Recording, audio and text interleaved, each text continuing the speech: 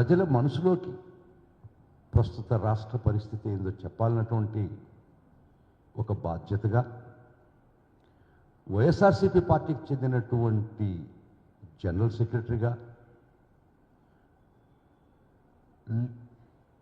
న్యాయ వ్యవస్థలో కొంత తెలిసినవాడిగా, చట్టాల మీద కొంత అవగాహన ఉన్నవాడుగా ఖచ్చితంగా ప్రజల దగ్గరికి నేను ఈ విషయాలు చర్చలో పెట్టాలనేటువంటి నా బాధ్యతగా, పౌరుడిగా,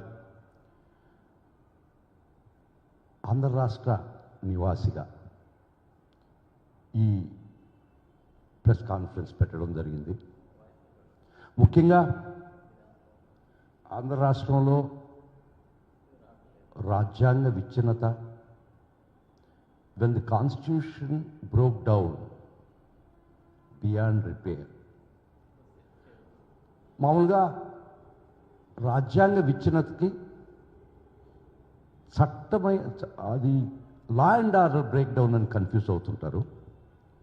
లా అండ్ ఆర్డర్ బ్రేక్ డౌన్ అంటే ఇండివిజువల్గా ఎక్కడనో స్పేరింగ్గా ఎవరో చట్ట వ్యతిరేక చర్యలు చేస్తే అది లా అండ్ ఆర్డర్ బ్రేక్ డౌన్. ఇక్కడ జరిగేది కాన్స్టిట్యూషనల్ బ్రేక్ డౌన్ అని ఎందుకు అంటున్నానంటే స్టేట్ స్పాన్సర్డ్ టెర్రరిజం. ఈరోజు ఆంధ్ర రాష్ట్రంలో స్టేట్ స్పాన్సర్డ్ టెర్రరిజం జరుగుతుంది. రాజ్యహింస, రాజ్యాంగాన్ని, పౌరుల యొక్క ప్రాథమిక హక్కుల్ని రక్షించాల్సినటువంటి ప్రభుత్వం, ప్రజలచే ఎన్నుకోబడినటువంటి ప్రభుత్వం, రాజ్యాంగం మీద ప్రమాణం చేసినటువంటి నాయకులు వారు చేసే దురాగతాలు, రాష్ట్రమే రావణకాష్టంగా మార్చినటువంటి పరిస్థితిలో స్టేట్ స్పాన్సర్ ప్రభుత్వమే అరాచకాలకి శ్రీకారం చుట్టినప్పుడు ఖచ్చితంగా దీని లా అండ్ ఆర్డర్ ఫెయిల్యూర్ కాదు, ఇది కాన్స్టిట్యూషనల్ బ్రేక్ డౌన్గా మీకు చెప్పడం జరుగుతుంది. రెండో విషయం,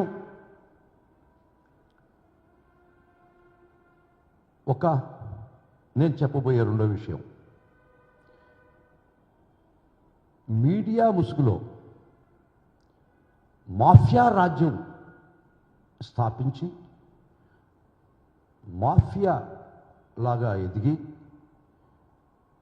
ఈ ప్రభుత్వాన్ని తన గుప్పిట్లో పెట్టుకొని వ్యవస్థను నిర్వీర్యం చేస్తున్నటువంటి ఈ మార్గదర్శి financiers, Margadarsi chit funds and Eenadu more particularly ఆ విషయం కూడా చర్చించాల్సిన అవసరం ఉంది. ముఖ్యంగా చాలా దురదృష్టకరమైన పరిస్థితి మీ ముందర పెడుతున్నాను. ఆంధ్ర రాష్ట్రంలో ఎలక్షన్ రిజల్ట్స్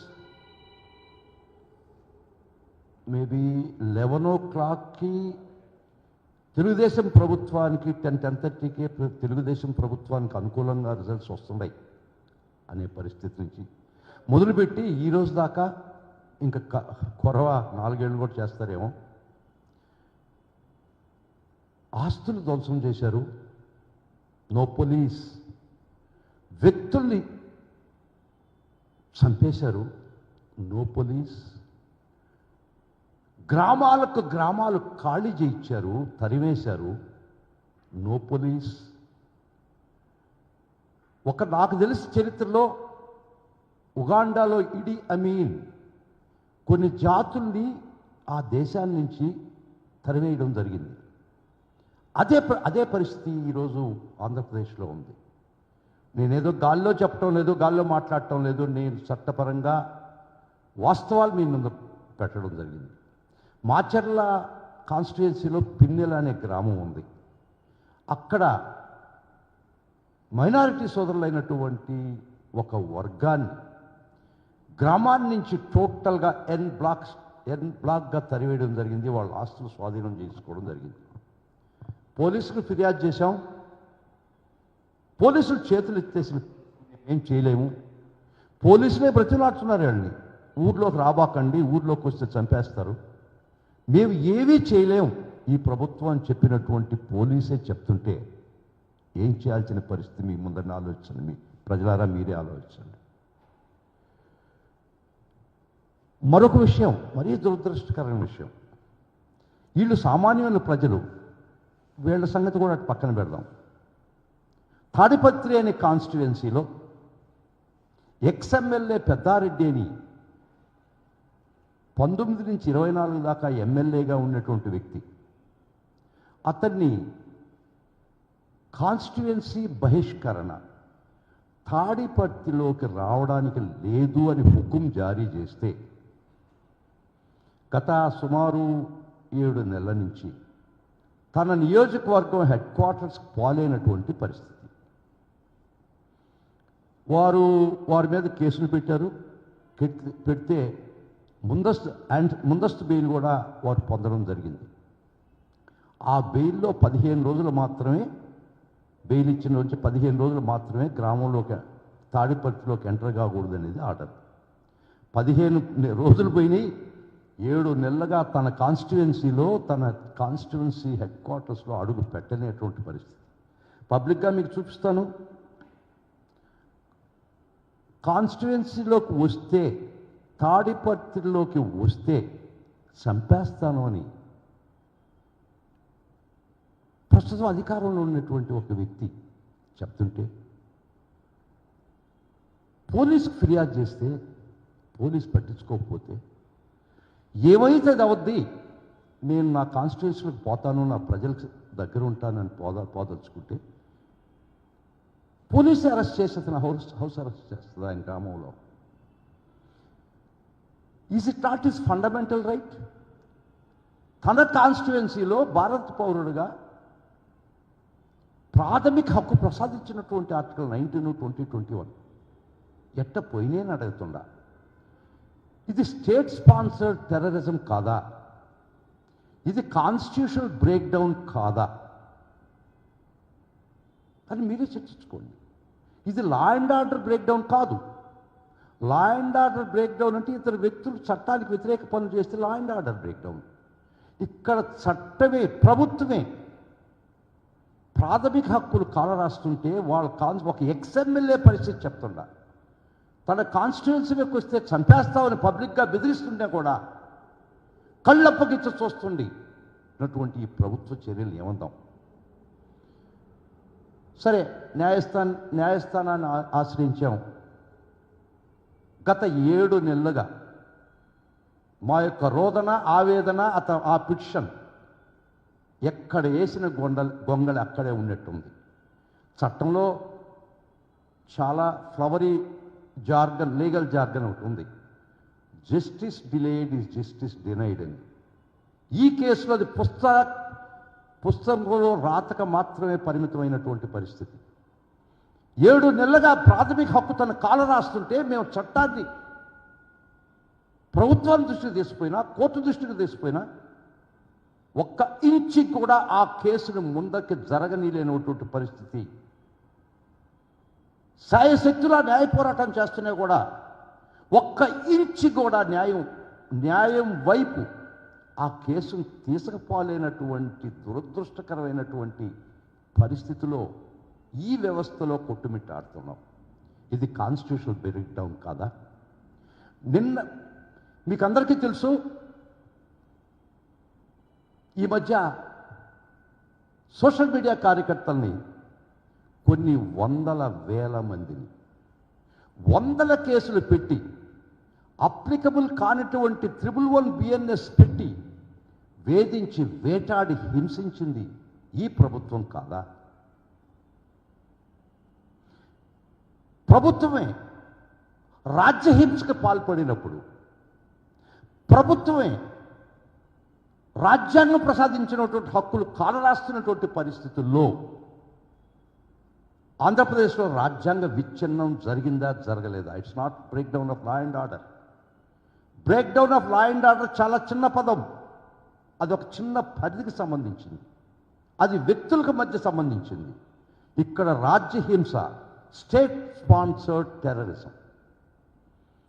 ఈ రోజున పెట్టండి, ఒక కమిషన్ అపాయింట్ చేయండి, గ్రామాలను తీసుకుపోతా, నేను దగ్గరుండి తీసుకుపోతా. ఎన్ని గ్రామాల్లో ప్రజలు తరివేసి వాళ్ళ ఆస్తులు స్వాధీనపరుచుకొని వాళ్ళ పసుగడాదులు మీరు లాగేసుకుని వాళ్ళ ఇళ్ళని మీ స్వాధీనం చేసుకునేటువంటి గ్రామాలు నేను ఎన్ని చూపిస్తానో రండి, ఎవరైనా రండి. ఈ వ్యవస్థ మీద నమ్మకం ఉండే ఒక కమిషన్ రండి, పోదాం, చూస్తాం, ఆంధ్ర రాష్ట్రం అంతా తిరగదాం. ఈ రాష్ట్ర ప్రభుత్వం ప్రజలు ఎన్నుకున్నది గ్రామాల నుంచి ప్రజలు తరివేయడానిక, రాజ్యహింసను ప్రేరేపించడానిక, మీకు ఓట్లు అయినటువంటి వర్గాలను సమూలంగా నాశనం చేయాలన్నట్టు ఒక ఉద్దేశంతో మీరు అధికారంలోకి వచ్చారా? నిన్నటికి నిన్న ఒక కేసులో, నేను కేసు పూర్వాపరాలు మాట్లాడటం లేదు, తప్ప రైట్ అని చెప్పటం లేదు, న్యాయమా అన్యాయమా మాట్లాడటం లేదు, కానీ crime number 137 of Gannavaram PS Telugu Desam party office మీద దాడి. అది I'm not getting in to the details, I'm not saying whether it's right are wrong because it is sub judice. ఆ కేసులో కొంతమంది ముద్దాయిల పేర్లు ఎఫ్ఐఆర్లో ఉన్నాయి. తర్వాత వేరే వాళ్ళని యాడ్ చేశారు, ఒక 3 ఏళ్లకి వేరే వాళ్ళని యాడ్ చేశారు యాడింగ్ మెమోతో. అంతవరకు బాగానే ఉంది. దానిలో వల్లభనేని వంశీని కూడా ఒక ముద్దాయిని చేశారు. వారు యాంటిసిపేట్ బెయిల్స్ వేసుకోవడం జరిగింది కొందరు లోయర్ కోర్టులో. Section 15A of SC/ST act ప్రకారం దానిలో ఫిర్యాదుదారికి సత్యవర్ధన్ అనే ఫిర్యాదుదారికి కోర్టు వారు SC/ST యాక్ట్ ప్రకారం ఎవరైనా బెయిల్స్ వేస్తే ఫిర్యాదుదారిని కూడా విచారించి వినాల్సిన చట్టం ఉంది, section 15A of SC/ST act. దాని ప్రకారం కోర్టు వారు ఆ డిఫాక్టో కంప్లైనెంట్కి నోటీస్ ఇవ్వడం జరిగింది. మీ వాదన కూడా వినిపించండి అని పరిస్థితులు ఇవ్వడం జరిగింది. ఆ నోటీసులు అనుసరించి సెక్షన్ 50A నోటీసును అనుసరించి గౌరవ SC/ST కోర్టుకి అతను హాజరైన కోర్టు సమన్స్ ఇచ్చినటువంటి పరిస్థితుల్లో అతను గౌరవ జిల్లా జడ్జి, అది స్పెషల్ డెసిగ్నేటెడ్ కోర్టు కాబట్టి జిల్లా జడ్జి హోదా, అక్కడికి వచ్చి జడ్జి గారికి 164 స్టేట్మెంట్ ఇచ్చాడా లేదా? ఏమనిచ్చాడు? ఈ కేసుకు నాకు ఏ సంబంధం లేదు, ఎట్ట జరిగిందో నాకు తెలియదు, నన్ను కులం పేరుతో ఎవరు తిట్టలేదు, నన్ను తర్వాత 2 రోజులకు ఒక టైప్డ్ కాపీలో సిగ్నేచర్ చేయమంటే నేను వారి బలవంతంగా చెప్తే చేయడం జరిగింది. గౌరవ కోర్టు వారి ముందర స్టేట్మెంట్ ఇచ్చాడు. కోర్టు వారు సమ్మన్ చేస్తే అతను పోయి కోర్టు వారికి నిజానిజాలు చెప్తే అది పక్కన పెడదాం, అది కూడా ఉంది. దానికి ముందర 2023వ సంవత్సరంలోనే పోలీసులు అతను విచారిస్తే అతను ఇచ్చినటువంటి వాంగ్మూలం 161 statement before the police on 23/10/2023 ఈ కేసులో నన్ను కులపరంగా ఏం తిట్టలేదు,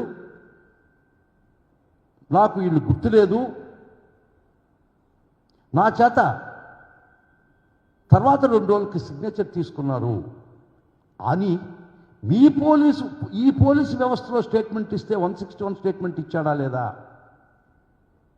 దిస్ ఈస్ ది బ్యాక్గ్రౌండ్.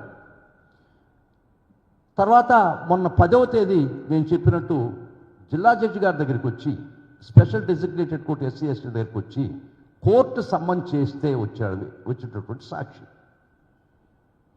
తన తల్లి, నేను నా తల్లి ఆటోలో వచ్చాం, నేను వాలంటరీగా స్టేట్మెంట్ ఇస్తున్నాను,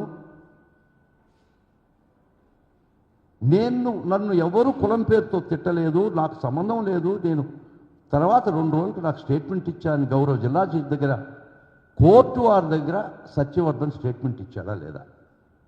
స్టేట్మెంట్ 10వ తేదీ ఇస్తే 11వ తేదీ కౌంటర్ వేస్తారు దానిలో పోలీసు వారు. దానిలో కూడా ఏం చెప్తారంటే అతన్ని ప్రలోభ పెట్టారు అని చెప్పారే కానీ తర్వాత వాళ్ళ తమ్ముడు వద్ద బలవంతంగా ఒక స్టేట్మెంట్ తీసుకొని మా అన్నని చంపేయడానికి తీసుకుపోయారని చెప్పి ఒక స్టేట్మెంట్ ఇచ్చి ఒక కేసు క్రైమ్ నెంబర్ 86 రిజిస్టర్ చేసి, సరే ముద్దాయిలని చెప్పి వాళ్ళు వేటాడారు, పక్కన పెడదాం. ఒక్క సెకండ్ నాకు టైం ఇస్తే ఒకటి చూపిస్తాను. 1 సెకండ్ ప్లీజ్.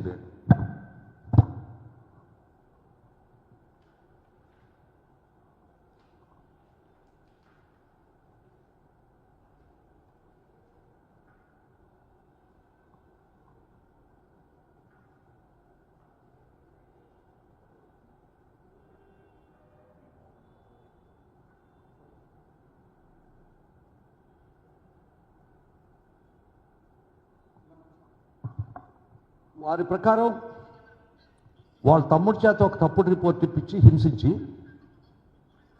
మా అన్నను చంపేసేదానికి కిడ్నాప్ చేశారు, సాక్ష్యం బలవంతం చెప్పించారని పోలీస్ వర్షంలో అతన్ని 2 days కిందట వాళ్ళ ఇంటిలో, వాళ్ళ బంధువుల ఇంట్లో అతను పోలీస్ దెబ్బకు భయపడి పారిపోయి విశాఖపట్నంలో వాళ్ళ బంధువుల ఇంట్లో అతను తలదాచుకున్నాడా లేదా? ఇది ఒక్కసారి చూడండి.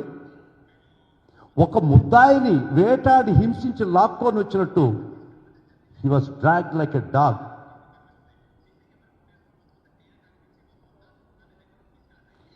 అతను నిజంగా చంపేయాలని, సత్యవర్ధన్ నిజంగా చంపేయాలని వీళ్ళు కిడ్నాప్ చేసి అతని చేత బలవంతంగా చెప్పించుంటే బయటకు వచ్చిన తర్వాత అతను పోలీస్ స్టేషన్కి పోయి చెప్పడా?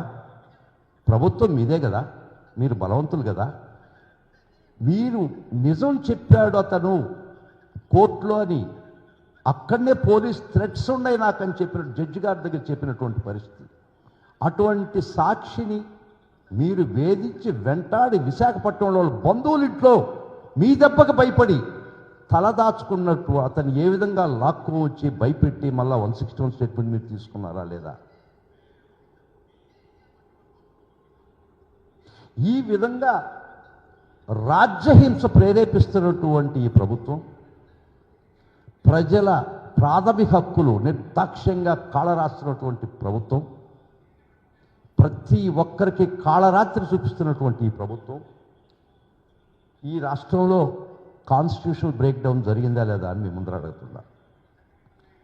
ఒక ఎమ్మెల్యే స్థాయి వ్యక్తి 19 నుంచి 24 దాకా ఉన్నటువంటి వ్యక్తి అతను తన నియోజకవర్గానికి పోతాను అంటే పోవడానికి లేదని మీరు పోలీసు వారు అడ్డగిచ్చి ఆర్టికల్ 21 ప్రకారం రాజ్యాంగం చెప్పడానికి కూడా నాకు బాధేస్తుంది. రాజ్యాంగం, రాజకీయ అధికారంలో గౌరవ మహానుభావుడు అంబేద్కర్ గారు రాసినటువంటి రాజ్యాంగాన్ని మీరు కాలరాస్తా తొంగలోకి తొక్కుతుంటే బాధ వ్యక్తపరచడం తప్ప ఇంకేం చేయలేనటువంటి పరిస్థితి. దారిని పోతుంటే ఒక కప్పను తొక్కితే అది రామాని అరుస్తుంది, రాముడు వచ్చి రక్షిస్తాడని. ఇక్కడ రాముడే కప్పను తొక్కితే ఆ కప్ప ఎక్కడికి పోవాలా? ఒక వ్యక్తిగా ఎవరైనా ఏవైనా చట్ట వ్యతిరేక చేసి నా మీద దాడి చేస్తే నేను పోలీస్ దగ్గరికి పోతాను. ఇక్కడ పోలీసే ఈ ప్రభుత్వం యొక్క ఆదేశాలతో డైరెక్ట్గా ఈ ప్రభుత్వ ప్రమేయంతో మీరే రాజ్యహింసకు పాల్పడుతుంటే ఎక్కడికి పోవాలి ప్రజలు? రండి, నేను చూపిస్తా ఏ గ్రామాల్లో ఏం అరాచకాలు చేశారో రండి. రాణిస్తారా అనేది మటుకు నాకు భయం ఉంది. నేను ఖచ్చితంగా ఈ చూపించడానికి కూడా మీకు ప్రజలకు తెలిపేదానికి కూడా పోదాం, ఏం చేస్తే అది చేస్తాను.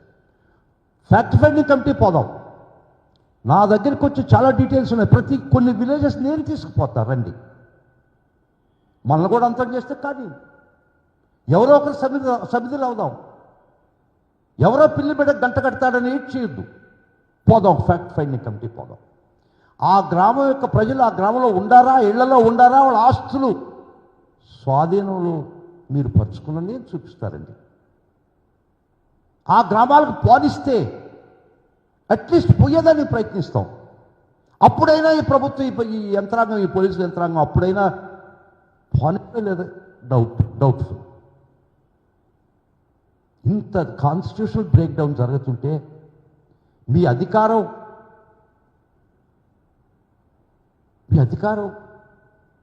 ప్రజల మీద ఈ ప్రకోపం చూపించి మిమ్మల్ని ఎవరినైనా ప్రశ్నిస్తే గొంతులు నిర్దాక్షిణ్యం నలిపినటువంటి ఈ ప్రభుత్వంలో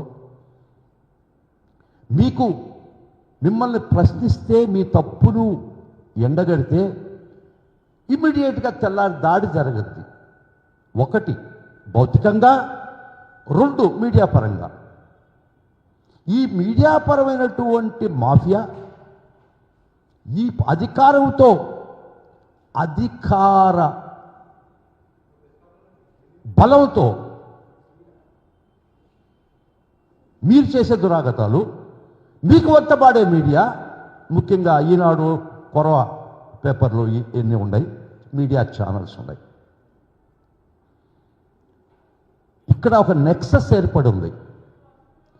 media mafia and the mafia sponsored mafia structure created by the present government which runs the state. The state, if the elephant runs amok, అది ఒక చెరుకు తోటనే నాశనం చేస్తుంది. If the state runs amok, రాష్ట్రాన్ని అల్లకల్లోలం చేస్తుంది. కాబట్టి వీరందరికీ కలిసి ఈ ప్రభుత్వ దురాగతాలని కప్పిపుచ్చేదానికి మీకు బలమైనటువంటి మీడియా, ఆ మీడియాకు మీరిచ్చే తాయిలాలు, అవి మనం చర్చించుకోవడం చాలా ముఖ్యం. మిమ్మల్ని చూసాం. నిన్న కాక మొన్న మా ఎంపీ మిథున్ రెడ్డి గారు పార్లమెంట్లో మీ యొక్క ఇల్లీగల్ యాక్టివిటీసు, దురాగతాలు ప్రస్తావించిన దానికి వారి కుటుంబం మీద మీరు ఏ విధంగా దాడి చేశారు మీడియా పరంగా ఇది అందరికీ తెలుసు. నిజంగా యు క్రియేటెడ్ టెర్రర్ స్టేట్.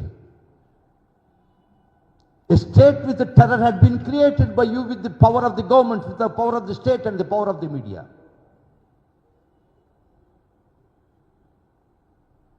ఈ పరిస్థితుల్లో గ్రామాలు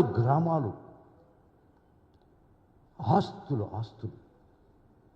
ఒక ఏదో బుక్ అంటారు, ఏదో బుక్కు, ఒక రాజ్యాంగాన్ని, ఒక ప్రైవేట్ సైన్యాన్ని మీరు పెంచి పోషిస్తుంటే ఇది మంచిది కాదు. ఎల్లకాలం మీరు అధికారంలో ఉండరు, గుర్తుపెట్టుకోండి. Nothing in this nature blooms for the year long.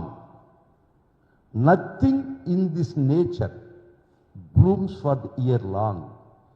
ఏ చెట్టు సంవత్సరం అంతా పూయదమ్మా. సంవత్సరం అంతా ఏ చెట్టు పూలు పూయదు. పూలు పూసి కాయలు అయిపోయిన తర్వాత సీజన్ అయిపోద్ది. ఇఫ్ ద ట్రస్ట్ డిఫిషియన్సీ, ఈ ప్రజల్లో ట్రస్ట్ డిఫిషియన్సీ, వ్యవస్థల మీద నమ్మకం పోయిన రోజు, న్యాయం జరగదనుకున్న రోజు, let it not happen. If trust deficiency creeps into minds of the people, it leads to vandalism. They settle the scores in the streets. వద్దు, ఆ పరిస్థితి వద్దు, తేవద్దు, దయచేసి మిమ్మల్ని ఈ ప్రజలను కోరుకుంటున్నా, ఈ పరిస్థితి ఈ ప్రభుత్వాన్ని చేసే అవకాశం ఇవ్వద్దు. చాలా గొప్పగా ఈ డెమోక్రసీ, భారతదేశం ఒక డెమోక్రసీ క్రియేట్ అయింది. చాలా బెస్ట్ ఫౌండేషన్స్ మీద ఈ డెమోక్రసీ క్రియేట్ అయింది. యూనిటీ అండ్ డైవర్సిటీ, ఎంతో అద్భుతమైన సమాజం క్రియేట్ కాబడింది స్వతంత్రం వచ్చి 70 సంవత్సరాలు. ఈ విధమైనటువంటి క్రియేట్ అయినటువంటి ఒక రాజ్యాంగాన్ని, ఒక డెమోక్రసీని మీరు కోకటి వేళ్ళతో కూలుస్తున్నప్పుడు ఆవేదనతో ఈరోజు చెప్పాల్సినటువంటి పరిస్థితి ఏర్పడుతుంది. ఏ వ్యవస్థని మీరు తన పని తను చేర్చుకొని ఇచ్చారు. కొన్ని వ్యవస్థల పేరు చెప్పకూడదు. మీ కబద్ధ హస్తాల్లో ప్రతి వ్యవస్థ నాశిస్తుందా లేదా చెప్పండి. సోషల్ మీడియాలో 111 పెట్టింది. 111 పెట్టాలంటే 2 ఛార్జ్షీట్స్ ఉండాలా, అది వ్యవస్థీకృతమైనటువంటి నేరం అయి ఉండాలా?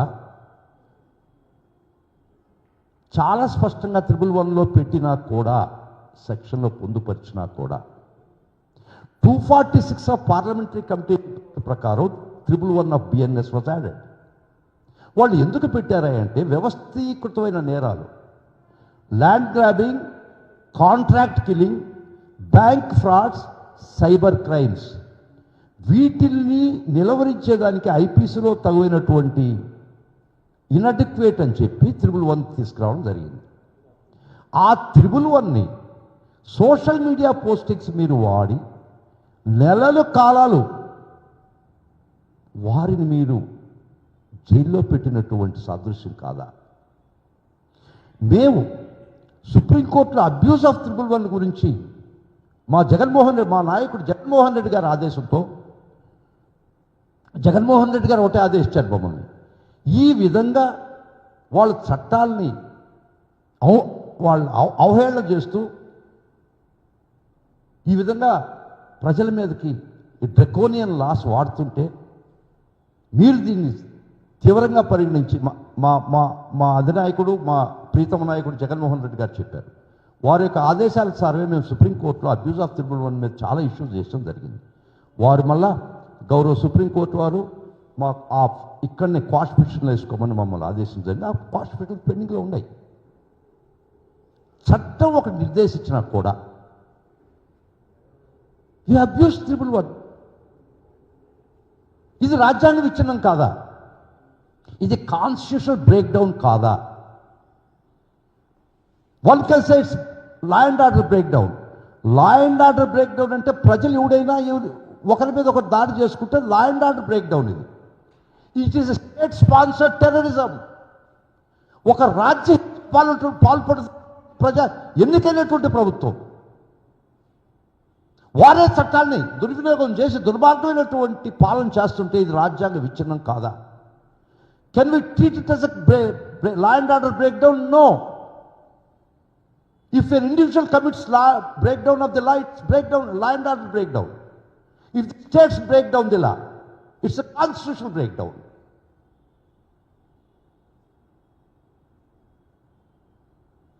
ఈ విధమైనటువంటి పరిస్థితుల్లో కొన్ని వీడియోలు మీకు చూపించాల్సి వస్తుంది.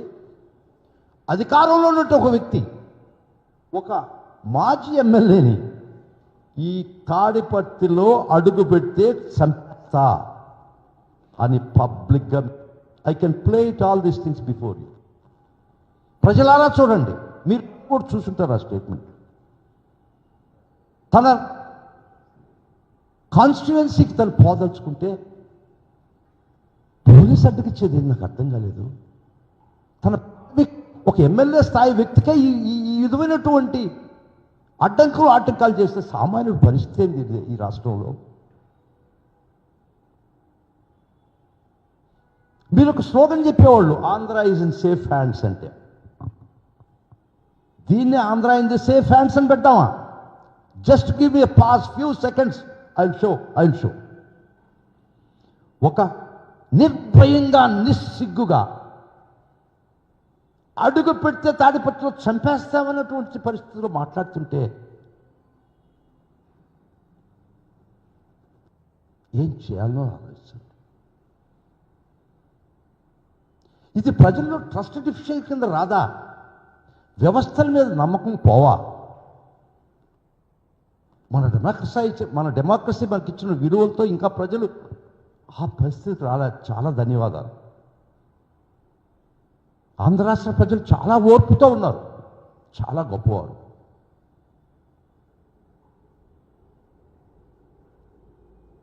ఈ పరిస్థితుల్లో ఇన్ఫ్యాక్ట్ ప్రతి వ్యవస్థని నిర్గార్చారే. వారు సోషల్ మీడియాలో ఈ 2024 ముందర 23, 22, 19 పెట్టినట్టు పోస్టింగ్లు 4 సంవత్సరాల తర్వాత మీరు రిపోర్ట్లు ఇస్తే అవి రిజిస్టర్ చేసి మల్టిపుల్ ఎఫ్ఐఆర్స్ పెట్టి ఒక కేసులో బెయిల్ ఇస్తే జైలు బయటనే వ్యాన్ పెట్టుకొని ఇంకొక కేసులో అరెస్ట్ చేసి 20-25 కేసులు ప్రతి వ్యక్తి మీద పెట్టింది నిజం కాదా? ఒకవేళ కష్టపడి తంటాలు పడి ఆర్గ్యుమెంట్ చెప్పి బయటకు ఒక వ్యక్తిని బయటకు తీసుకొస్తే జైలు గేట్ కాడ నుంచి లిఫ్ట్ చేసుకొని ఇంకో కేసులో ఇక్కడ కుప్పంలో బెయిల్ తీసిస్తే శ్రీకాకుళం పోలీసు వచ్చి ఇచ్చాపురం నుంచి తీసుకుపోతాడు.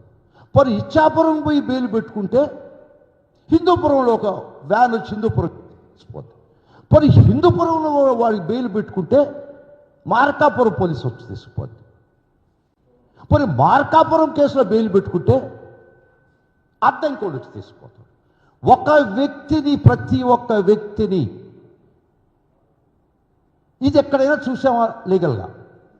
మీరు అడగొచ్చు, నువ్వు న్యాయవాది కదా ఏం చేస్తున్నావు అని. చేస్తున్నావు, పోరాడుతున్నావు.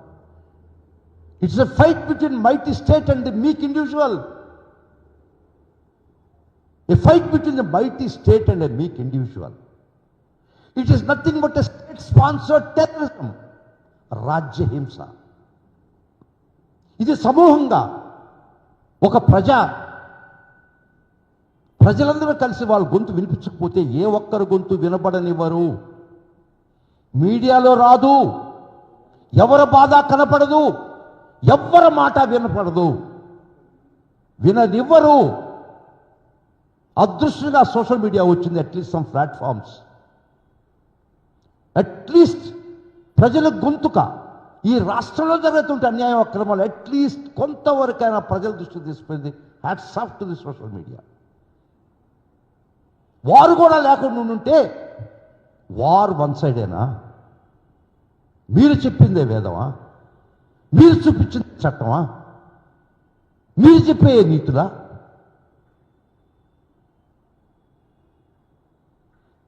ఇది ఒక ఇండివిజువల్ యాగనీ కాదు. I'm the voice of the voiceless people. కోట్లాది మంది గొంతు లేనటువంటి, గొంతుకు వినిపించలేనటువంటి ప్రజల తరఫున మాట్లాడుతున్నా. It is not only my voice, it is the voice of the voiceless people. కొన్ని కోట్ల మంది వీళ్ళ కర్కశమైనటువంటి అధికారం బోట్ల కింద నలిగిపోతున్నటువంటి పరిస్థితి ఈరోజు. ప్రజలారా గమనించండి. అధికారం ఇచ్చిన మీకు పగ ప్రతీకారాల కోసమా? ప్రజల మేలు కోసమా? పాలిస్తున్నారా మీరు?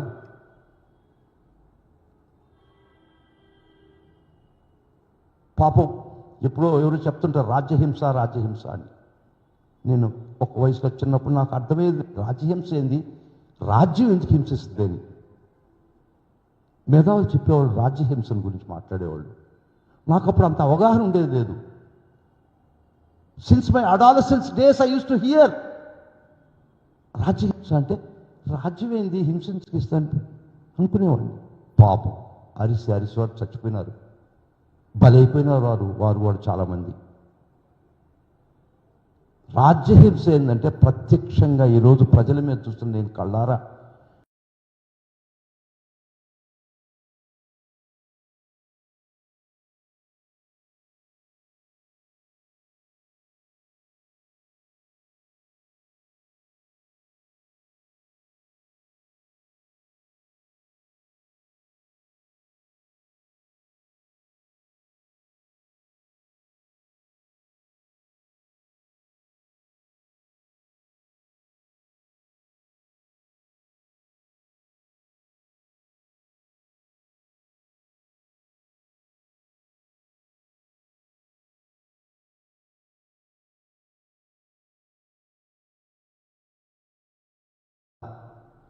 Can we treat it as a law and order breakdown? No.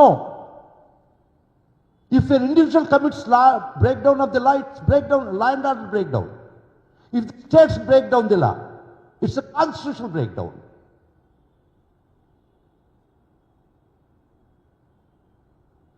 ఈ విధమైనటువంటి పరిస్థితుల్లో కొన్ని వీడియోలు మీకు చూపించాల్సి వస్తుంది.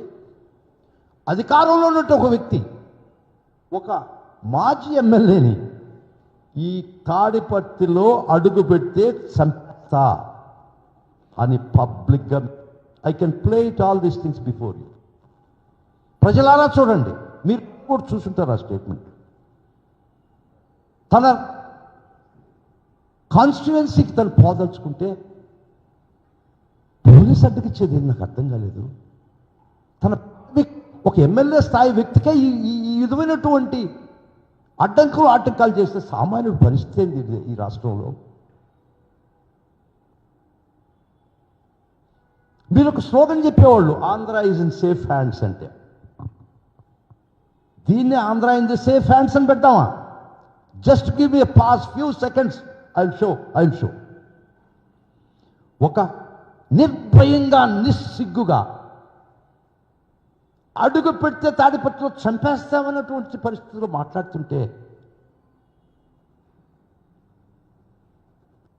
ఏం చేయాలో ఆలోచించండి. ఇది ప్రజల్లో ట్రస్ట్ డిఫిషియన్సీ కింద రాదా? వ్యవస్థల మీద నమ్మకం పోవా? మన డెమోక్రసీ మనకి ఇచ్చిన విలువలతో ఇంకా ప్రజలు ఆ పరిస్థితి రాలే. చాలా ధన్యవాదాలు. ఆంధ్ర రాష్ట్ర ప్రజలు చాలా ఓర్పుతో ఉన్నారు, చాలా గొప్పవారు.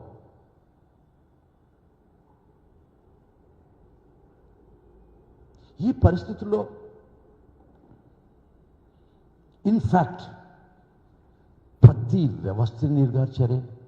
వారు సోషల్ మీడియాలో ఈ 2024 ముందర 23, 22, 19 పెట్టినట్టు పోస్టింగ్లు 4 సంవత్సరాల తర్వాత మీరు రిపోర్ట్లు ఇస్తే అవి రిజిస్టర్ చేసి మల్టిపుల్ ఎఫ్ఐఆర్స్ పెట్టి ఒక కేసులో బెయిల్ వస్తే జైలు బయటనే వ్యాన్ పెట్టుకొని ఇంకొక కేసులో అరెస్ట్ చేసి 20-25 కేసులు ప్రతి వ్యక్తి మీద పెట్టింది నిజం కాదా?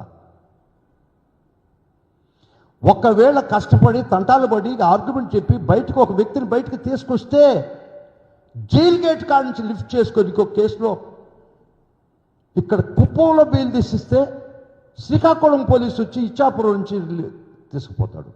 మరి ఇచ్చాపురం పోయి బెయిల్ పెట్టుకుంటే హిందూపురంలో ఒక వ్యాన్ వచ్చి హిందూపురం తీసుకుపోతుంది. మరి హిందూపురంలో వాడికి బెయిల్ పెట్టుకుంటే మార్కాపురం పోలీసు వచ్చి తీసుకుపోతుంది. మరి మార్కాపురం కేసులో బెయిల్ పెట్టుకుంటే అద్దంకోడు వచ్చి తీసుకుపోతాడు. ఒక వ్యక్తిని, ప్రతి ఒక్క వ్యక్తిని, ఇది ఎక్కడైనా చూసావా లీగల్గా? మీరు అడగొచ్చు, నువ్వు న్యాయవాది కదా ఏం చేస్తున్నావు అని. చేస్తున్నావు, పోరాడుతున్నావు. It's a fight between mighty state and the meek individual. A fight between the mighty state and a meek individual. It is nothing but a state-sponsored terrorism. రాజ్య హింస. ఇది సమూహంగా ఒక ప్రజలందరూ కలిసి వాళ్ళ గొంతు వినిపించకపోతే ఏ ఒక్కరు గొంతు వినపడనివ్వరు. మీడియాలో రాదు, ఎవరి బాధ కనపడదు, ఎవ్వరి మాట వినపడదు, విననివ్వరు. అదృష్టంగా సోషల్ మీడియా వచ్చింది. అట్లీస్ట్ సమ్ ప్లాట్ఫామ్స్, అట్లీస్ట్ ప్రజల గొంతుక ఈ రాష్ట్రంలో జరుగుతుంటే అన్యాయం అక్రమాలు అట్లీస్ట్ కొంతవరకైనా ప్రజల దృష్టి తీసుకుపోయింది. Hats off to the social media. వారు కూడా లేకుండా ఉంటే వార్ వన్ సైడేనా? మీరు చెప్పిందే వేదమా? మీరు చూపించిన చట్టమా? మీరు చెప్పే నీతులా?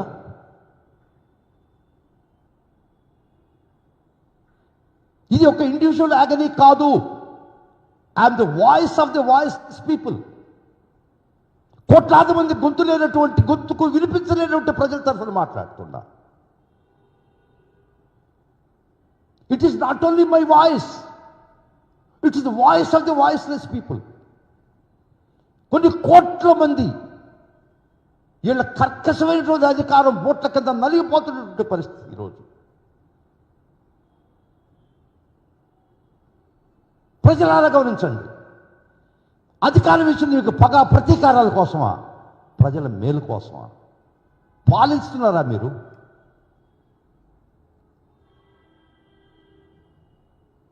పాపం ఎప్పుడో ఎవరు చెప్తుంటారు రాజ్యహింస రాజ్యహింస అని.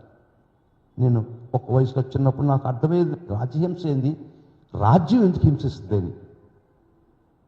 మేధావులు చెప్పేవాళ్ళు రాజ్యహింసల గురించి మాట్లాడేవాళ్ళు. నాకు అప్పుడు అంత అవగాహన ఉండేది లేదు. Since my adolescence days I use to hear రాజ్యహింస అంటే రాజ్యం ఏంది హింసించుకిస్తాను అనుకునేవాడిని. పాపం అరిసి వారు చచ్చిపోయినారు, బలైపోయినారు వారు చాలామంది. రాజ్యహింస ఏంటంటే ప్రత్యక్షంగా ఈరోజు ప్రజల మీద చూస్తున్న నేను కళ్ళారా న్యాయం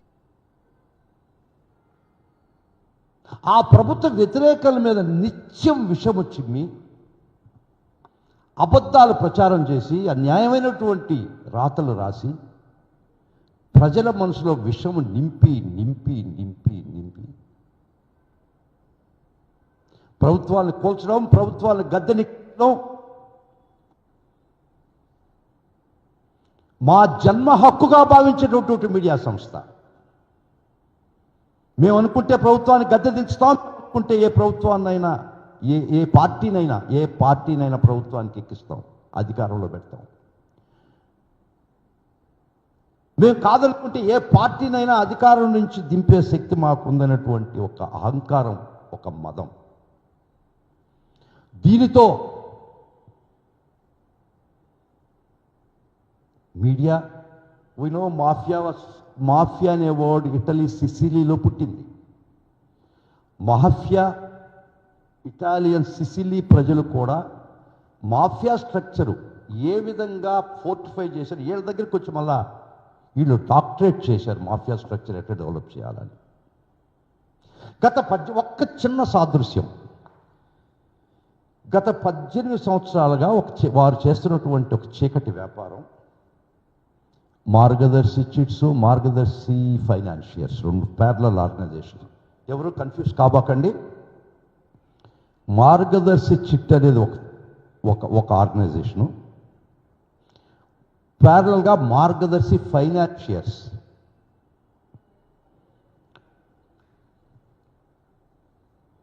ఒక 18 సంవత్సరాల కింద మొదలుపెట్టినటువంటి బయటకు వచ్చినటువంటి ఒక వ్యవహారం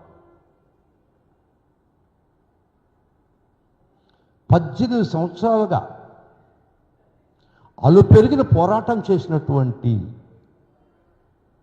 ఒక వ్యక్తి ఉండవల్లి అరుణ్ కుమార్ గారు. ఈ దేశంలో ఈ వ్యవహారం, ఈ తంతు దీని గురించి ఎవ్వరూ ఏలెత్తి చూపలేనటువంటి పరిస్థితి. ఇది తప్పు, ఇది అక్రమము అని చేసింది 4 వ్యక్తులు మాత్రమే. ఒక వ్యక్తి మహానుభావుడు, మహానేత రాజశేఖర రెడ్డి గారు. 2 మా నేత వారి కుమారుడు జగన్మోహన్ రెడ్డి గారు. 3 ఉండవల్లి అరుణ్ కుమార్ గారు. 4 రిజర్వ్ బ్యాంక్ ఆఫ్ ఇండియా.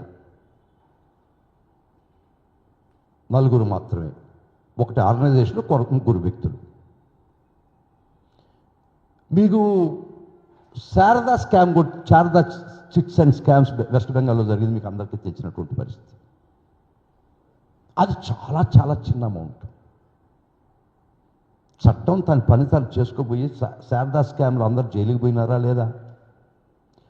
దానికి 10 అంతలు జరిగినటువంటి ఈ మార్గదర్శి ఫైనాన్షియల్ స్కామ్, ఇది తప్పు, ఇది అక్రమం అని చెప్పే ధైర్యం ఎంతమందికి ఉంది రాష్ట్రంలో?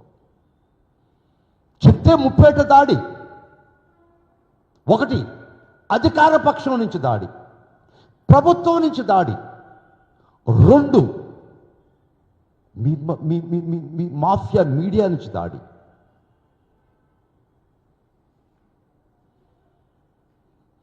రెండు 2006 నాటికి 2610 కోట్లు, 2.75 లక్షల మంది depositors. Once again I tell you, even by 2006 మీరు అక్రమంగా సేకరించినటువంటి డిపాజిట్ రూపంలో 2610 కోట్లు, 2.75 లక్షల మంది డిపాజిట్ ద్వారా మీరు సేకరించారు. సెక్షన్ 45S ఇది క్లారిటీ కావాల్సి వస్తుంది. ఇది హెచ్యుఎఫ్ ఫ్యామిలీ, హిందూ అవిభక్త కుటుంబం. ఈ ఆర్గనైజేషన్ హెచ్యుఎఫ్, ఎక్సెప్ట్ బ్యాంక్స్, బ్యాంకులకు మాత్రమే డిపాజిట్లు సేకరించే హక్కు అధికారం ఉన్నది. ఇది 1984లోనే రిజర్వ్ బ్యాంక్ తెచ్చిన చట్టం.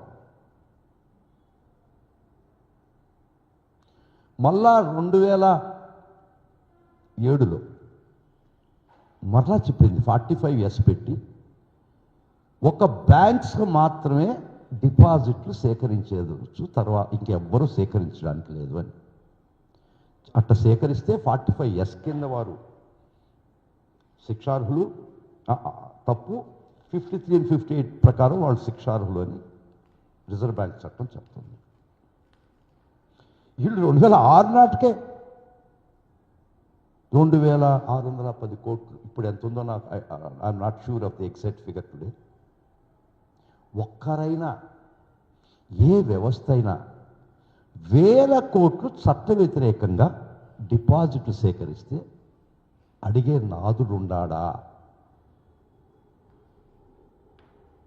శారదా స్కామ్ మీకు చిట్ ఫండ్స్, అది కూడా శారదా చిట్ ఫండ్స్ మీకు ఐడియా ఉంటుందో లేదు, ఫైనాన్షియల్స్ వారు కూడా చాలా తక్కువ అమౌంట్ సేకరిస్తే చట్టం తన చాలా కఠినంగా వ్యవహరించింది. You know Sahara scam, Subrata Roy is also very big man. వారు కూడా వారు తప్పుకు శిక్ష అనుభవించారు. కానీ ఏకైక వ్యక్తి దేశంలో ఇంత పెద్ద స్కామ్ చేసినా కూడా రామోజీరావు ఈ చట్టం తన ఏలు ఎత్తి చూపే ధైర్యం ఉండిందా? ఏ వ్యవస్థ అయినా కూడా అడ్డుపడిందా? మరలా చెప్తున్నా, ప్రజా శ్రేయస్సు కోసం ప్రజల నుంచి ఫిర్యాదులు వచ్చిన తర్వాత పేపర్ కొన్ని వ్యవస్థలు వీళ్ళు తప్పు ఎత్తి చూపితే మహానుభావుడు మహానేత ఇది చాలా ప్రజలకు చాలా ఇబ్బంది కలగద్దని చెప్పి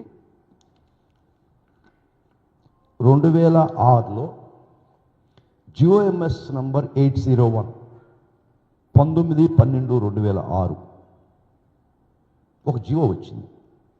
దీనిలో state government here by authorise Krishnaraju IPS inspector general of police CID as the authorised officer to file application in courts of jurisdiction take other actions as enjoined under the provisions of Reserve Bank of India Act 1934 and in particular authorize the said officer to take action on section 45(1)(58)(e) of the said act.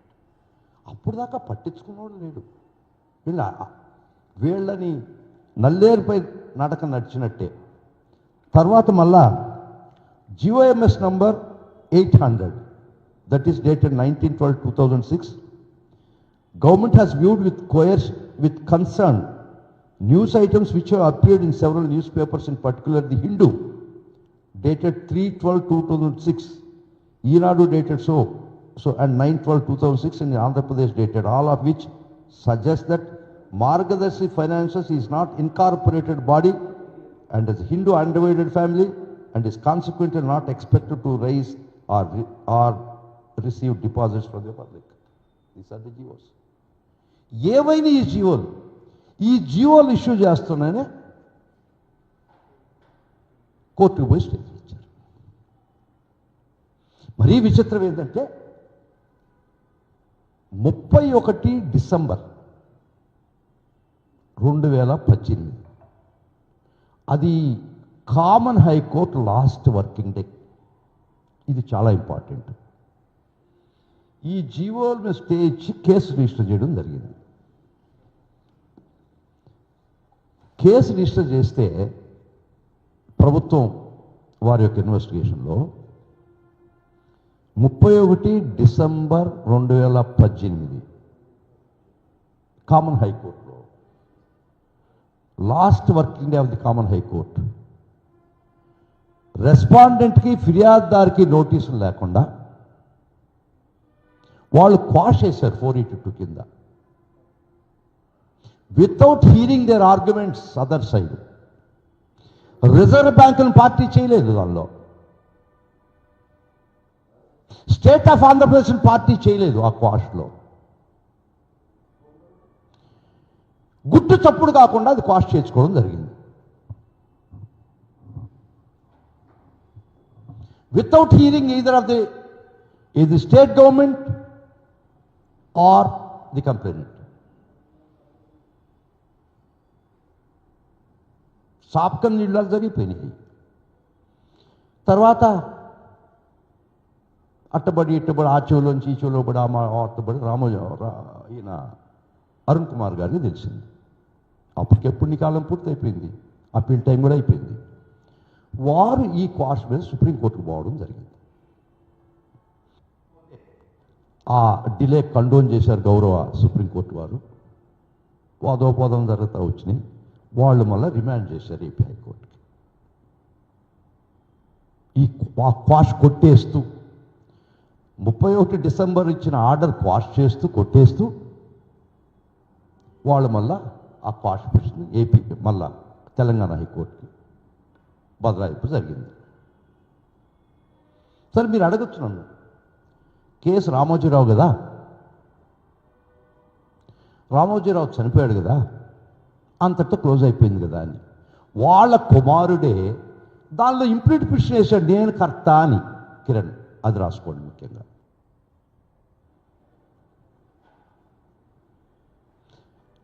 దీనిలో implead petition వాళ్ళ కుమారుడైనటువంటి కిరణ్, నాకు పూర్తి పేరు తెలియదు, అతను implead petition వేశాడు నేనే కర్త అని.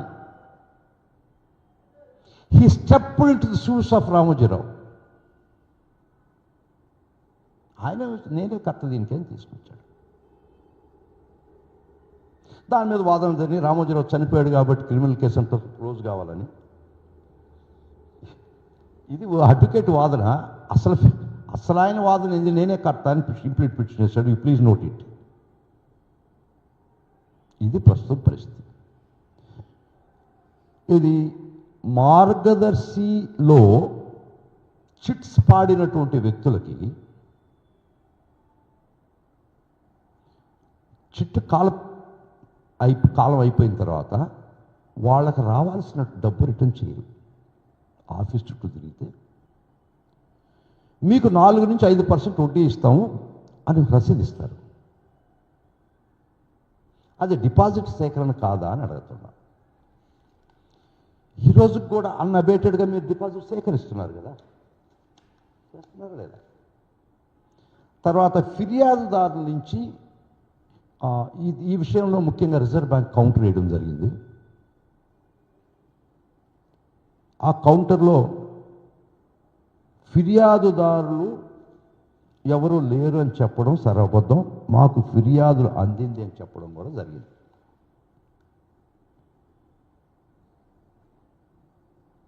మార్గదర్శి అకౌంట్ డిపాజిట్లపై మాకు ప్రజల డిపాజిట్ల నుంచి ఫిర్యాదులు అందాయి. చట్ట విరుద్ధ డిపాజిట్ల సేకరణపై ఫిర్యాదు అందలేదన్నది అవాస్తవం. డిపాజిట్ల స్వీకరణ చట్ట విరుద్ధమని చెబుతూనే వచ్చాం. సెక్షన్ 45(s) వర్తిస్తుందని కూడా చెప్పాం. డిపాజిట్ల స్వీకరణకు మేము సర్టిఫికేట్ ఇచ్చామన్న అబద్ధం. డిపాజిట్ల వసూలుకు మేము ఎలాంటి అనుమతులు ఇవ్వలేదు. మార్గదర్శి రామోజీరావు డిపాజిట్ల స్వీకరణ చట్ట విరుద్ధమే. ఇది సెక్షన్ 58(b)(5)(a) ప్రకారం శిక్షార్హం. మార్గదర్శి అనుబంధ పిటిషన్ కొట్టేయండి. This is the counter filed by the Reserve Bank. మీరు చెప్పినవన్నీ అబద్ధం కదా. ప్రజల ఫిర్యాదు రాలేదని అబద్ధం కదా. వాళ్ళకి అందరినీ వాళ్ళు చాలా స్పష్టంగా చెప్పడం జరిగింది కౌంటర్లో. సో ఈ పరిస్థితుల్లో బేసిక్గా ది స్ట్రక్చర్ ఎట్లా డెవలప్ చేశారంటే, ఇది మార్గదర్శి చిట్స్కి వస్తాం. మార్గదర్శి చిట్స్లో జిల్లాలో సేకరించినటువంటి అమౌంట్స్ చిట్స్ రూపాన్ని వచ్చిన అమౌంట్ హెడ్ ఆఫీస్ ట్రాన్స్ఫర్ అయినది, which is prohibited by the deposits of protectors of ఇది యాక్ట్, చిట్ యాక్ట్లో.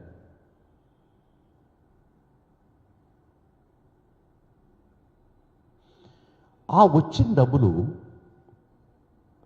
ఇక్కడ కొన్ని చిట్స్ మధ్యలో ఆపేసిన వాళ్ళవి అటు కట్టకుండా అవి మీ అకౌంట్లో వేసుకొని అది మీ అసెట్స్గా చూపించుకోవడం జరిగింది. మీ బ్యాలెన్స్ షీట్లో మీ అప్పులన్నీ ఆస్తులన్నీ కూడా కరెక్ట్గా చూపించడం జరగల. ఈ డబ్బు తీసుకుపోయి మ్యూచువల్ ఫండ్స్లో ఇన్వెస్ట్ చేశారు.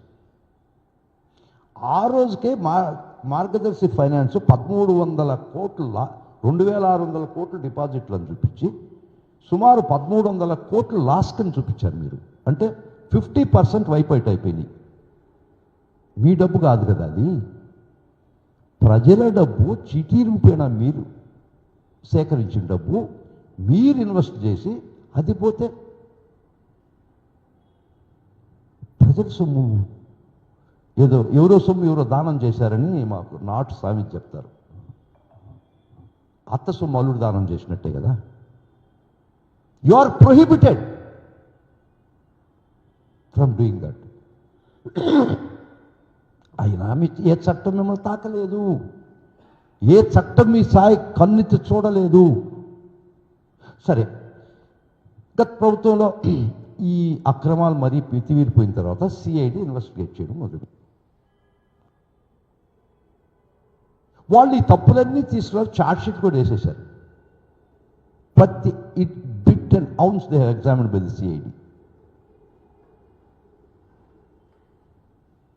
ఓకే, ఇప్పుడు సిఐడి ప్రభుత్వం మారిన తర్వాత అదే సిఐడి అప్పీల్ కూడా ఇయటంలే.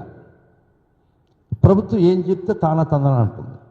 సిఐడి ఇన్వెస్టిగేషన్ మీ తప్పులు చూపి ఛార్జ్షీట్లు వేసి మీ మీద కేసులు పెడితే అదే సిఐడి చేత అప్పీల్ కూడా ఇయకుండా మీరే చేస్తున్నారు కదా.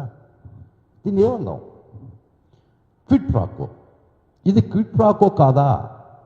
మీరు ఈ 5 సంవత్సరాలు జగన్మోహన్ రెడ్డి గారి ప్రభుత్వం మీద వైఎస్ఆర్సీపీ మీద చిమ్మినటువంటి విషయానికి ప్రతిఫలం కదా. సింపుల్ క్విట్ ప్రాకో కాదా? మీరు ఈ కేసు ఉపసంహరణ చేసుకుంది, సిఐడి చార్జ్ చేయించింది. మీకు ఈనాడు చేసినట్టు సేవల యొక్క ప్రతిఫలమే కదా మీకు ఇచ్చింది. ప్రభుత్వం పొందినటువంటి క్విట్ ప్రాకో కాదా? ప్రభుత్వం ప్రతిఫలం పొందింది వీళ్ళ యొక్క విషరాతలతో. అధికారం బదిలీ అనే ప్రతిఫలం మీరు పొందారు, దానికి ప్రతిఫలంగా కేసులు ఎత్తురాయాలి. అంటే పీసీ యాక్ట్ కూడా చెప్తారు, ప్రివెన్షన్ ఆఫ్ కరప్షన్ యాక్ట్లో ప్రభుత్వం ఉద్యోగం చేయగలిచినటువంటి ఒక బెనిఫిట్ వారితో లబ్ధి పొందిగా నువ్వు పొందితే అది పీసీ యాక్ట్ కింద వస్తుంది కదా. 5, 6, 7 కింద 13 కింద వస్తుంది కదా. ఈ ప్రభుత్వం పొందినటువంటి లబ్ధి గత ప్రభుత్వంపై మీరు చల్లినటువంటి విషం, ఆ విష ప్రభావం ప్రజల్లో చొప్పించిన దానికి మీకు ఇచ్చిన ప్రతిఫలం. ప్రభుత్వం పొందింది అధికార బదిలీ. ఇక్కడ మ్యూచువల్గా క్విట్ ప్రాకోకు మీరు పాల్పడలేదా?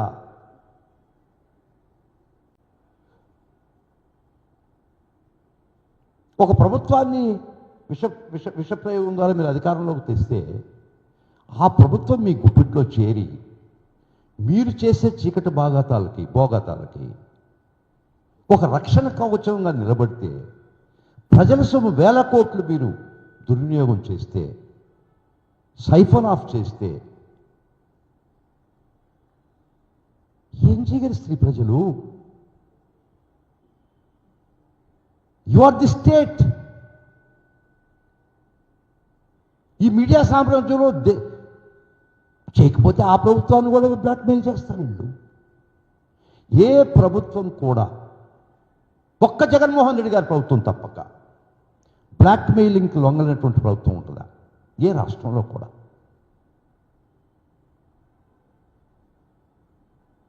ఈ విధంగా ఎవరు మీ మీద గొంతెత్తినా, ఎవరు మీ మీద ఏలు చూపించినా మీరు ఒక ఆర్గనైజ్డ్ క్రైమ్ ప్రభుత్వం ఛార్జ్ చేయిస్తారు, తర్వాత మీ మీడియా వ్యవస్థ ద్వారా చేయిస్తారు.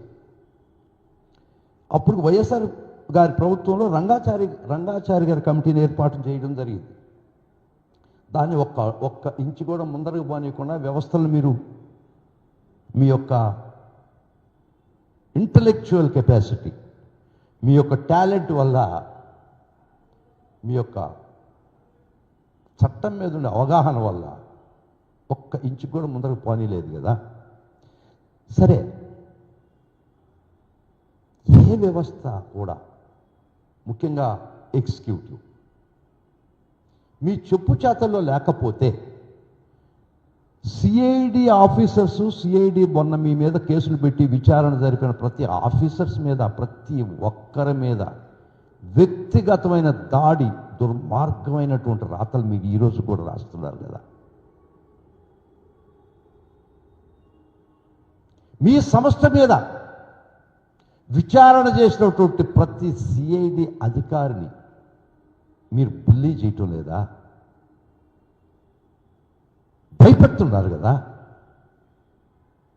సెలవుల మీద వెళ్ళిపోయే పరిస్థితి తీసుకొచ్చేశారు కదా. పోస్టింగ్స్ ఇవ్వనటువంటి పరిస్థితి తీసుకొచ్చారు కదా. ఈ విధంగా ఒక ప్రభుత్వం hand in glow with media mafia. అయితే సామాన్యుడు, మహామహా బలవంతులే మీ దెబ్బకి ముసుగేసుకునే స్థితి వచ్చినప్పుడు, సామాన్య మానవుడు యొక్క రక్తం పీల్చి డిపాజిట్ రూపంలో మీరు దాన్ని వాడుకుంటున్నప్పుడు ఎవరు అడ్డుకట్టేయాలా? ఆ అడ్డుకట్ట వేయడానికి మరలా చెప్తున్న 3 వ్యక్తులు, ఒక సంస్థ మాత్రమే నిలబడ్డది. మహనీయుడు రాజశేఖర రెడ్డి గారు, వారి కుమారుడు జగన్మోహన్ రెడ్డి గారు, ఉండవల్లి అరుణ్ కుమార్ గారు and reserve bank. Jaganmohan Reddy గారు మీ దుర్మార్గాలకు అడ్డుకట్ట వేసిన దానికి వారి మీద రాసిన రాతలు, వికృత చేష్టలు, వికృత రాతలు 5 సంవత్సరాలు మీరు విషం చిమ్మలేదా?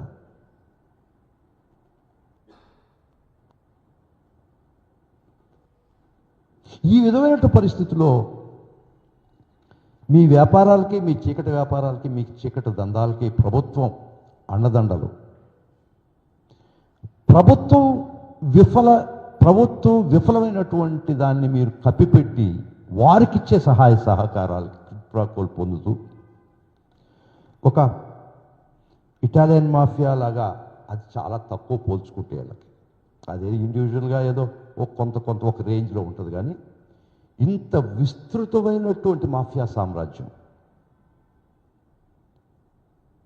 మామూలుగా చెప్తారు, ప్రస్థానం ఎక్కడ మొదలైంది? జేజే రెడ్డి దగ్గర మొదలైంది. సృష్టిలో ఒక ఉంటుంది, గొంగళి పురుగు సీతాకోకచులుగా తయారవుతుంది, తెలుసు కదండి.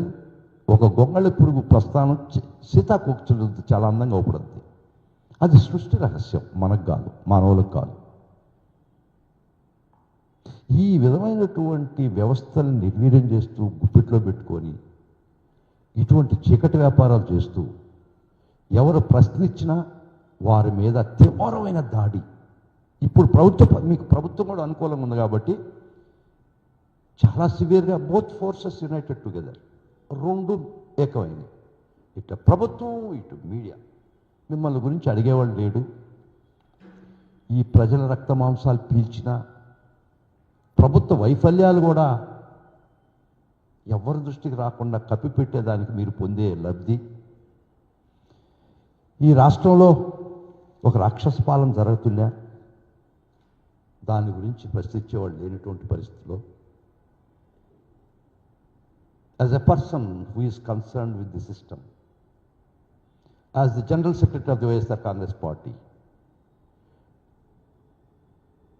I felt it's my duty. ప్రతి ఒక్కరూ భయపడి గొంతు పెగల్చకపోతే, ప్రతి ఒక్కరూ రాజ్యహింసకు భయపడిపోతే, ప్రతి ఒక్కరూ వీళ్ళు చేసే దురాగతాలకి బలైపోతే సమాజం ఒక రోజుకి ఏమీ మిగలదనేటువంటి పరిస్థితిలో నేను మీ ముందరకు వచ్చి చెప్పాల్సిన పరిస్థితులు ఉన్నాయి. Please any questions?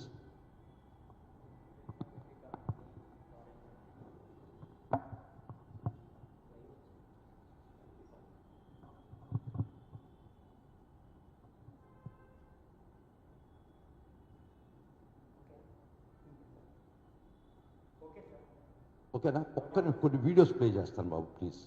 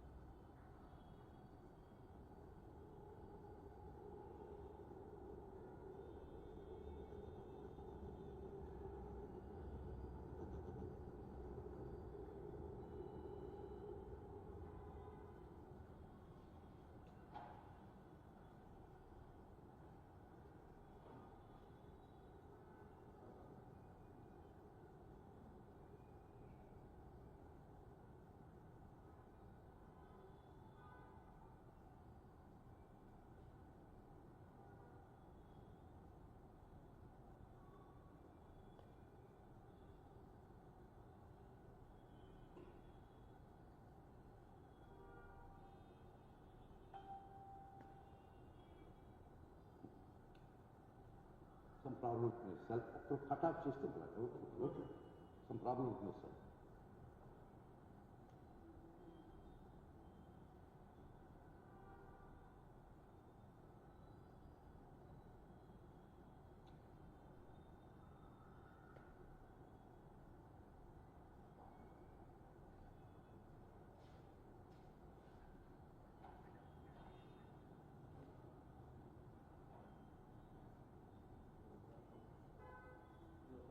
Some problem.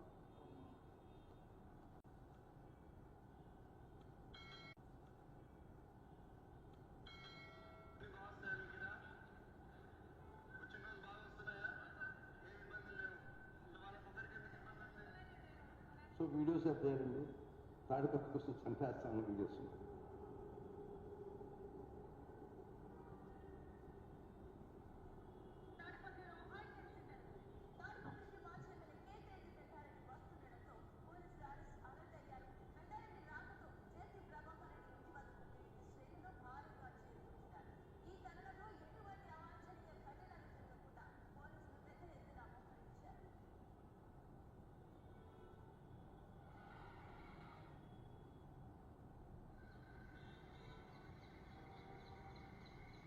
దేశ బహిష్కరణ, జిల్లా బహిష్కరణ, రాష్ట్ర బహిష్కరణ జరిగింది రాష్ట్రం.